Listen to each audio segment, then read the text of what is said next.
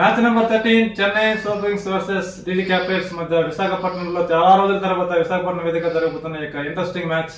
అది ఈరోజు ధోని అభిమానులు చాలా ఎగ్జైటింగ్ గా ఎదురు చూస్తున్నారు. ఎందుకంటే ధోని ఈ యొక్క సీజన్ లో ఆఖరి ఐపీఎల్ చాలా మంది భావిస్తున్నారు. అయితే ధోనికి ఇనిషియల్ కెరీర్ కూడా విశాఖపట్నం అనేది ఒక అద్భుతమైన కెరీర్ ని డెవలప్మెంట్ చేసిన ఇన్నింగ్స్ కూడా చూస్తాం. విశాఖపట్నంలో అత్యొచ్చిన గ్రౌండ్ ఉంది, చాలా అభిమానులు కూడా ఉన్నారు ధోనికి. అయితే అటు ఢిల్లీ అయితే తన మొదటి బోని కోసం ఎదురు చూస్తుంది. ఇప్పటి వరకు 2 మ్యాచ్లు జరిగితే ఆ 2 మ్యాచ్లు కూడా ఢిల్లీ క్యాపిటల్స్ ఓటమి చూసాం. అయితే ధోని వరుస 2 మ్యాచ్లు కూడా 2 వికెట్లతో చెన్నై సూపర్ కింగ్స్ ముందు కీలక పాత్ర పోషించాడు మహేంద్ర సింగ్ ధోని. అయితే అటు బ్యాటింగ్ లో కానీ ఇటు బౌలింగ్ లో కానీ చాలా చక్కగా పటిష్టంగా కనబడుతుంది చెన్నై సూపర్ కింగ్స్. అయితే చెన్నైలో మీకు చాలా బలంగా ఏంటంటే వాళ్ళు ఇండియన్ కోర్ లైన్ చాలా బాగుంది.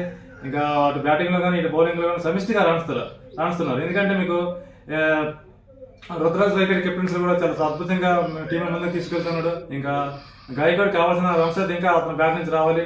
మీకు రచిన్ రవీంద్ర అద్భుతమైన మంచి ఫామ్ లో టచ్ లో కనబడుతున్నాడు. ఇంకా రవీంద్ర జడేజా అయితే ఈ యొక్క గ్రౌండ్ లో మంచి రికార్డు కూడా ఉంది. అతనికి 5 వికెట్ కూడా ఉంది రవీంద్ర జడేజాకి. అయితే మీకు ధోని ఈ రోజు బ్యాటింగ్ చేస్తారా అనేది చాలా మంది ప్రేక్షకులు ఎదురు చూస్తున్నారు ధోని కోసం. అటు ఢిల్లీ క్యాపిటల్స్ విషయం చూసినట్లయితే ఢిల్లీ క్యాపిటల్స్ విషయంలో అయితే మీకు David Warner and Mitchell Marsh మంచి ఓపెనింగ్ అయితే మంచి స్టార్ట్ అయితే చూస్తున్నాం. కానీ వాళ్ళకి బ్యాటింగ్ లైనప్ లో ఇంకా మిడిల్ ఆర్డర్ లో మంచి స్ట్రాంగ్ అయితే కనబడలేదు. అటు బౌలింగ్ లో కూడా కొంచెం ఇబ్బంది జరుగుతుంది. ఈ రోజు పృథ్వీ షాని కొంచెం బ్యాటింగ్ లో డెప్త్ చేస్తారని చూద్దాం. అయితే లాస్ట్ 2 మ్యాచెస్ కూడా పృథ్వీ షాని బెంచ్ కి పరిమితి చేస్తారు. అది ఈ రోజు ఇంపాక్ట్ ప్లేయర్ గా ఉండే అవకాశం కూడా కనబడుతుంది.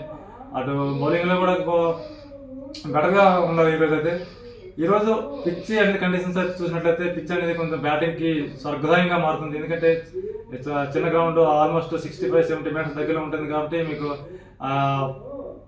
ఈరోజు డే నైట్ మ్యాచ్ కాబట్టి మీకు ఆల్మోస్ట్ అక్కడ మీకు బ్యాట్ మీద బాల్ వస్తుంది కాబట్టి నైస్ గా అక్కడ పరుగుల వాతావరణం చూస్తాను.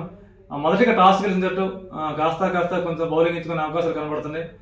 ఈరోజు ధోని బ్యాటింగ్ చేస్తారా అనేది చాలా మంది అభిమానులకు ఎదురు చూస్తున్నారు. లాస్ట్ 2 మ్యాచెస్ కూడా అతనికి బ్యాటింగ్ అయితే రాలేదు. అది చూద్దాం. బ్యాటింగ్ కోసం అయితే ధోని అభిమానులు అయితే వైజాగ్ లో అక్కడ కోలాటంగా చూస్తున్నారు ప్రజలైతే. ఈరోజు స్లైట్ ఏజ్ కాస్త కోసం చెన్నై సూపర్ కింగ్స్.